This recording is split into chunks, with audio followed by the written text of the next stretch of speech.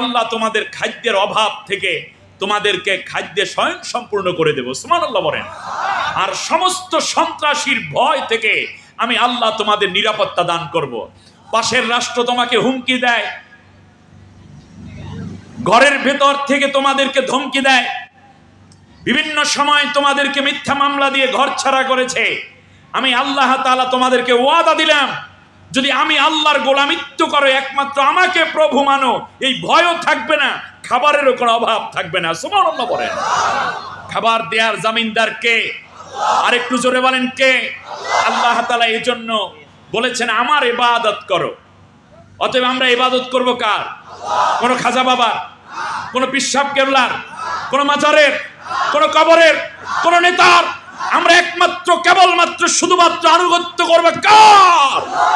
আল্লাহর। আল্লাহ রাব্বুল আলামিন আবার ওয়াদা দিচ্ছেন, ওয়ালাউ আন্না আহলাল কুরা আমানু ওয়াত্তাকাউ লাফাতাহনা আলাইহিম বারাকাতিম মিনাস সামাই ওয়াল আরদ। আল্লাহ রাব্বুল আলামিন বলেন, দেশের মানুষেরা, দেশের প্রশাসন, দেশের গভর্নমেন্ট, দেশের সমস্ত আইন ও বিচার বিভাগে প্রতিষ্ঠিত জনগণ যারা রয়েছে, দেশের সাধারণ মানুষ, শিল্পপতি, কর্মজীবী, শ্রমজীবী যারা রয়েছে, সবাই মিলে যদি আমি আল্লাহর উপরে দৃঢ় ঈমান এবং আস্থা পোষণ করো আর আমারই আনুগত্য, আমার কোরআনের বিধান মেনে নাও, আমি আল্লাহ ওয়াদা দিলাম, আসমানের মধ্যে যত বরকতের দরজা আছে আর জমিনের মধ্যে যত বরকতের দরজা, সমস্ত দরজাগুলো আমি আল্লাহ অবশ্যই তোমাদের জন্য খুলে দেব। আসমানের মধ্যে আল্লাহর রহমত, আর জমিনের মধ্যে শুধুমাত্র পেঁয়াজ রসুন আর চীনা বাদাম না আরো কিছু আছে? জমিনের মধ্যে থাকে পানি, জমিনের মধ্যে রয়েছে স্বর্ণের খনি, জমিনের মধ্যে রয়েছে হীরার খনি, কয়লার খনি, গ্যাসের খনি। এগুলো সব কোথায়? তেলের খনি কোথায়? পেট্রোলের খনি কোথায়? গ্যাসের খনি কোথায়? মাটির নিচে। আল্লাহ রাব্বুল আলামিন বলেন, স্বর্ণের খনি, হীরার খনি, গ্যাসের খনি, কয়লার খনি, তেলের খনি, যা কিছু জমিনের মধ্যে আছে, জমিনের উপরে যদি তোমরা আমি আল্লাহর কোরআনের শাসনটা কায়েম করে দাও, আমি আল্লাহকে ভয় করে যদি চলো, আমার বান্দা বান্দিরা গুনাহ থেকে, অন্যায় থেকে, জিনা ব্যভিচার থেকে, মাদক দ্রব্য থেকে, খুন খারাপি থেকে, চুরি ডাকাতি থেকে যদি বেঁচে যাও, আর জমিনের উপরে যদি জিনা ব্যভিচার বন্ধ করে দাও, সব ধরনের দুর্নীতি, সুদ ঘুষ মুক্ত যদি জমিনের উপরটা বানায়া দাও, আমি আল্লাহ ওয়াদা দিলাম, জমিনের গর্ভে যত খনিজ সম্পদ আছে সব সম্পত্তি আমি আল্লাহ তোমাদের জন্য মুক্ত করে দেব। আমার বিশ্বাস, আজ ভারত যেই জমিনকে প্লাবিত করেছে অন্যায় ভাবে পানি ছেড়ে, আমার খুব প্রাণে আশা সঞ্চারিত, ওই জমিনই আল্লাহ তাআলা এই নোয়াখালীতে, এই কুমিল্লায়, চট্টগ্রামে, সেখান থেকে সিলেটে, এখান থেকে কক্সবাজার ধরে যতগুলো জায়গা অন্যায়ভাবে প্লাবিত হয়ে মানুষগুলো ঘরছাড়া হয়েছে, শিশুরা মা বাবার বুক ধরে সাঁতার কাটতেছে, সাধারণ প্রাণীগুলো মারা যাচ্ছে, মানুষ একটা কাপড় নিয়ে শুধু বেরিয়ে পড়েছে, পড়ার কাপড় মতো, কাঁথা বালিশ পর্যন্ত বাঁচাতে পারে নাই, মানুষ আজ খাদ্যের জন্য ত্রাহি ত্রাহি করছে। ঠিক তেমনি মনে রাখবেন, আমার বিশ্বাস, এই জমিন যদি আল্লাহর কোরআনের জন্য হয়ে যায়, ওই সব জমিনে আল্লাহ সর্বপ্রথম খনিজ সম্পদ দিয়ে বাংলাদেশকে সমৃদ্ধ করে দিবেন। আল্লাহ পারেন কিনা? মাঝে মাঝে আল্লাহ দুই একটা উঠাইয়া দেখান, এই গ্যাস দিলাম, একটু তেল দিলাম, এই জমিন, বাংলাদেশের পুরো জমিন তেলের উপর, গ্যাসের উপরে ভাসতেছে। বিজ্ঞানীরা গবেষণা করেছে, আমাদের বঙ্গোপসাগরের যেই জায়গাটি হিরন পয়েন্ট আপনারা জানেন, সেখানে 140 মাইল জুড়ে স্বর্ণের খনি। শকুনের নজর পড়েছে, এজন্য আমার দেশটাকেই তারা দখল করতে চেয়েছিল। বাংলাদেশের দামাল ছেলেরা তারা বুঝতে পেরেছে এই দেশটা হিন্দুদের করদ রাজ্যে পরিণত হচ্ছে। আর এই দেশের একটি পাঁচটা গোলাম জালেম শাসক মুসলমানদের উপরে হিন্দুত্ববাদকে কায়েম করার জন্য দালালি করে যাচ্ছে। ওরা জীবন দিয়েছে, কিন্তু বাংলাদেশের স্বাধীনতা, সার্বভৌমত্ব এবং ইসলামকে ধ্বংস হতে দেয় নাই। ঠিক কিনা বলে?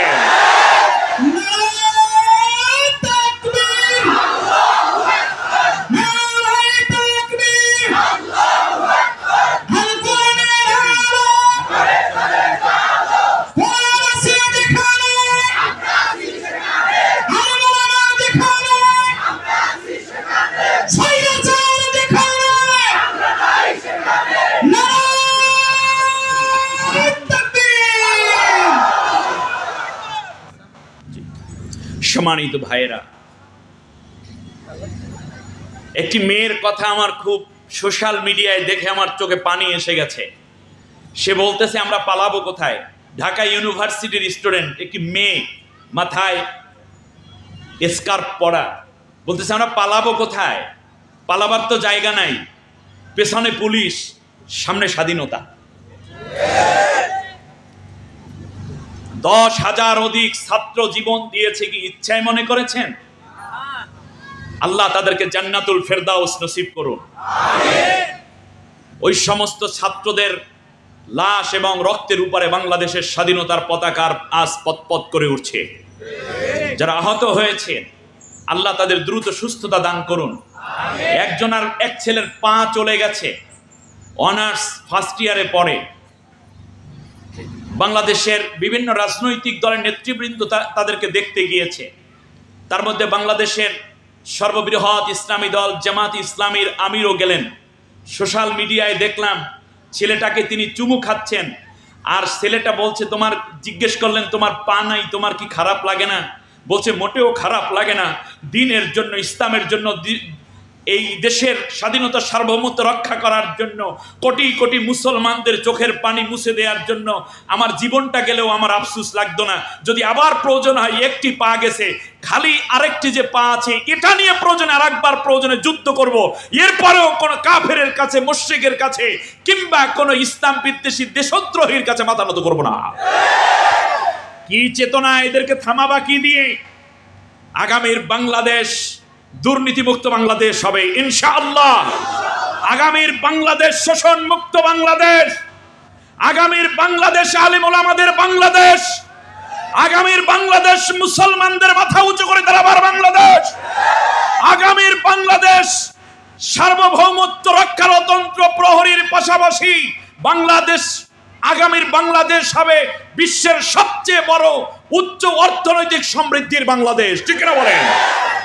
আল্লাহ আমাদেরকে সেই স্বপ্ন পূরণের তৌফিক দান করুন। প্রাণ খুলে শয়তানের ওয়াসওয়াসা থেকে আগে মাপটা চাইয়া নেই। তার কারণ আমি দুটো কথা আগে বলে রাখি। শয়তান ওয়াসওয়াসা দিচ্ছে বিভিন্ন আন্দোলনের নামে, বাংলাদেশের বর্তমান পরিস্থিতিকে ঘোলাটে করার জন্য শয়তান তাদেরকে ধরেছে। ঠিক কিনা বলেন? গতকালকে শয়তানে ধরছে, রাত 11টার দিকে শয়তান ছাড়াই দিছে। এরা কারা জানো? আনসার অর্থ সাহায্যকারী।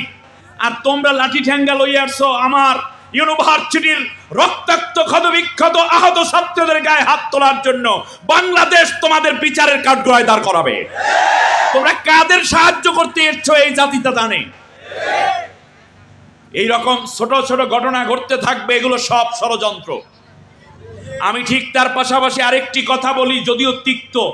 এখানে জামাত ইসলামের লোক আছেন, বিএনপির লোক আছেন, জাতীয় পার্টির অন্যান্য লোক থাকতে পারেন, কিন্তু আপনারা এত আমার প্রতি মন খারাপ করবেন না। আমি শুধুমাত্র একটি কথা আপনাদেরকে বলতে চাই। ইতিমধ্যে বিএনপি সহ আরো কিছু রাজনৈতিক দলের মাথা গরম হয়ে গেছে, তাড়াতাড়ি কবে আসবেন ক্ষমতায়, কোনো দরকার আছে? কমপক্ষে আওয়ামী লীগ 15 বছর 17 বছর রয়ে গেছে। এই আওয়ামী লীগ তো আরো 3 বছর কমপক্ষে থাকতো। কিছু তো নাড়াইতে পারতেন না, উল্টো বিলে মারি খাইতেন সমানে। অতএব এই 3টা বছর অপেক্ষা করেন। আমার কথার সাথে আপনারা একমত? সবাই একমত? কমপক্ষে এই সরকার, আমি বলবো না যে থাকুক, কমপক্ষে আপনি 3 বছরে তো আসতে পারতেন না। এরপর কি করতেন আল্লাহ জানেন। এদেরকে সময় দেন, ঠিকঠাক মতোই আগাচ্ছে। বাংলাদেশের বিশ্বনন্দিত মুফাসসিরে কোন আল্লামা সাইদির ফাঁসির রায় যেই কালামানিক দিয়েছে সে ধরার সাথে সাথে কাপড় নষ্ট হয়ে গেছে, ঠিক কিনা?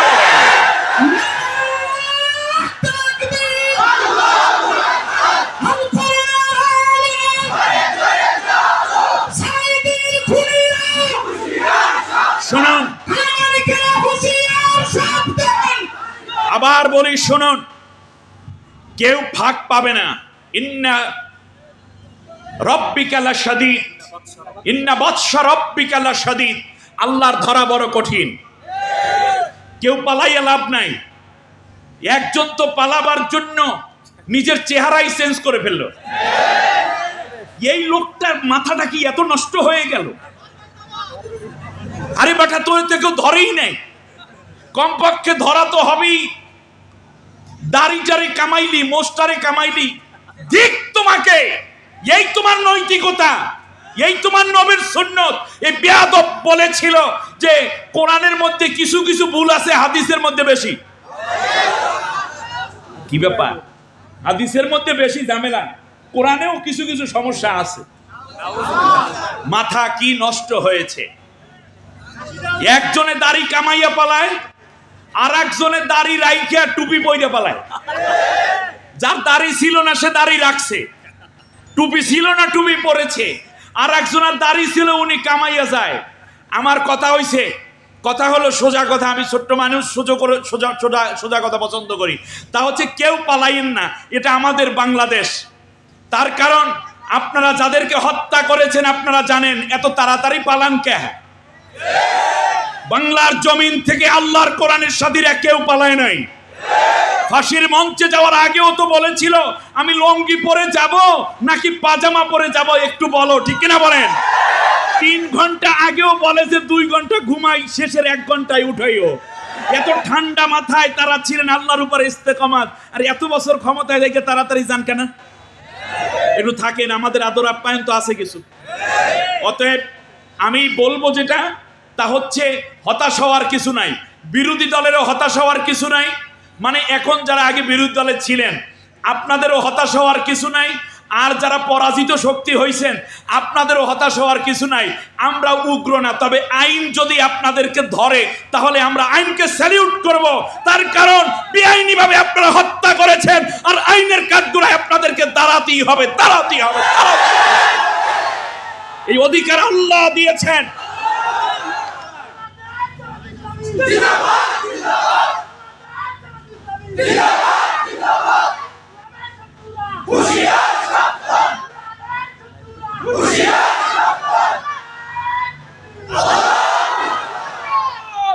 শুনুন, আল্লাহ রাব্বুল আলামিন বলেন, শুনুন, লা ইউহিব্বুল্লাহুল জাহরা বিসসুই ইল্লা মান যুলিমা। দুনিয়ার মানুষেরা শোনো, আল্লাহ তাআলা এটা মোটেও পছন্দ করেন না যে তোমরা কোনো বিদ্রোহ করবে, জোরে জোরে তাকবীর বলবে, কিংবা তোমাদের কাজকর্ম পরিচ্ছন্নতা এবং তোমাদের দাবি দেওয়ার জন্য রাস্তার মধ্যে নেমে পড়বে। এটা আল্লাহ পছন্দ করে না।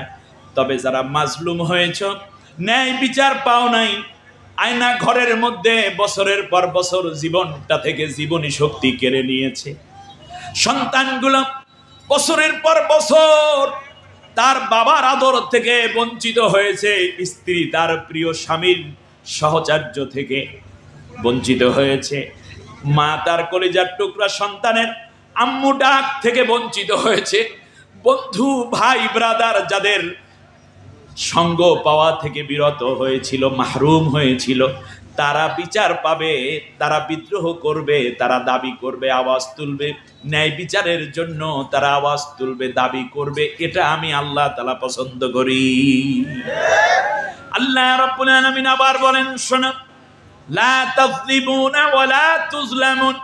নিজে জালেম হইও না এবং অন্যকেও জুলুম করো না, বরং মনে রেখো, মনে রাখবে, ওয়া ইদ আকাবতুম ফাআকিবু বিমিথলি মা উকিবতুম বিহি ওয়া লা ইন সাবারতুম লাহুয়া খায়রুল লিস-সাবিরিন। আমি আল্লাহ তাআলা তোমাদেরকে অনুমতি দিলাম, তোমাদের যেই কয়টা নির্দোষ ভাইকে হত্যা করা হয়েছে, এই হত্যার পেছনে যারা ইন্ধন জুগিয়েছে প্রত্যেকের হত্যার দাবি তোমরা করতে পারো, এই অধিকার আমি তোমাদেরকে দিলাম। সুবহানাল্লাহ। ওয়া না আকাবতুম ফাআকিবু বিমিথলি, তোমরা যেই ক্ষতির সম্মুখীন হয়েছো সেই সমান ক্ষতি আদায় করে নেওয়ার অধিকার আমি আল্লাহ তোমাদেরকে দান করলাম।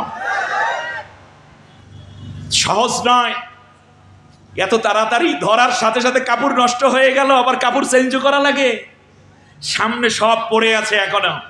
বাংলাদেশ আর পেছনে ফিরে যাবে না, বাংলাদেশ যাবে সামনে, আর সেই সামনে রয়েছে আল্লাহর কোরআন। আল্লাহ রাব্বুল আলামিনের হাবিব বলেছেন, মান জাআলাহু আমামাহু কাদাহু ইলাল জান্নাহ। কোরআনকে সামনে রেখে যারা কোরআনের পেছনে দৌড়াবে তাদের গতি এবং তাদের দৌড় থামবে আমার জান্নাতে গিয়ে, আমি আল্লাহর জান্নাতে গিয়ে। সুবহানাল্লাহ বলেন। আমরা সেই দিকে দৌড়চ্ছি। সুবহানাল্লাহ বলেন। সবাই পড়ে না আউযু বিল্লাহি মিনাশ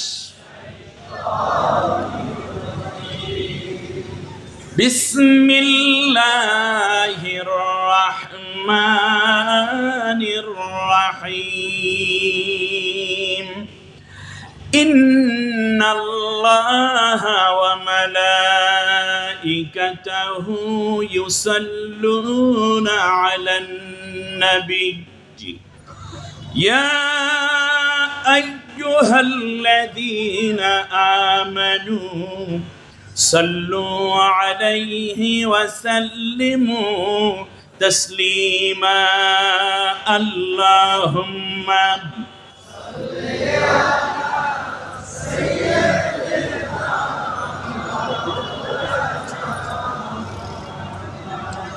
ওয়া আলা আলি